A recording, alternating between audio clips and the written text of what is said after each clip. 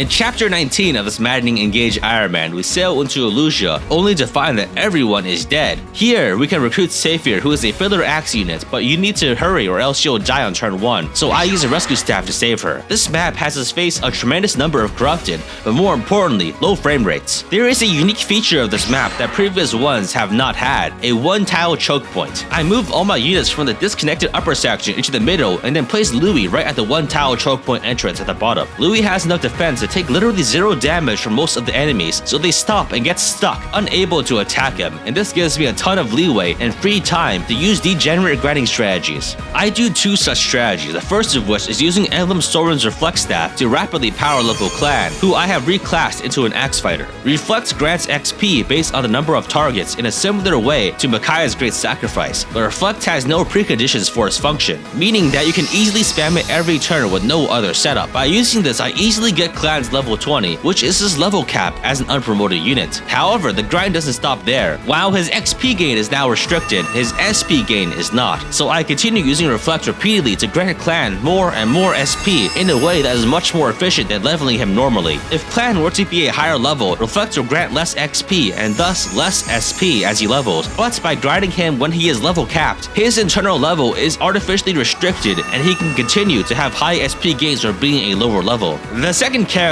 I grind is Baron by having her take kills with Emblem Lucina's Parthia, which doubles gained XP. There are roughly a cajillion enemies on this map, and by using Parthia exclusively to take kills, she can get twice as much XP as normally possible. I exhaustively grind away at all of the enemies in this fashion to maximize my XP gains. Eventually, literally every enemy on this map comes at me, but they are all also stuck thanks to the one-tile choke point. I lure out Mauvir and kill him so I can continue the grind. Around 2 hours in, I have killed nearly all of the enemies, but I misplaced one of my units, allowing Marty to use the Hurricane Axe to smash Louis out of the one-tile choke point, allowing multiple enemies to move in and attack. Baron dodges multiple inaccurate attacks and kills each of the enemies as they come in, even getting a lucky critical in the process. But unfortunately, this exposes her to further attacks, and she is killed by a 22% hit, wasting all of the precious experience that I put into her this chapter. After this tragic loss, I press on with grinding Clanne with the Reflect Staff for another hour until Clanne has obtained a total of 6,000 SP, while still being an unpromoted axe fighter, and he still isn't that good. To finish off the map, I have Alir use the Ice Dragon Vein to block Marty while I clean up the remaining enemies and get the Draco Shield. Finally, I defeat Marty to complete the chapter. In the closing cutscene, we find out that Sombron is now straight up eating every illusion he can because he is very hungry.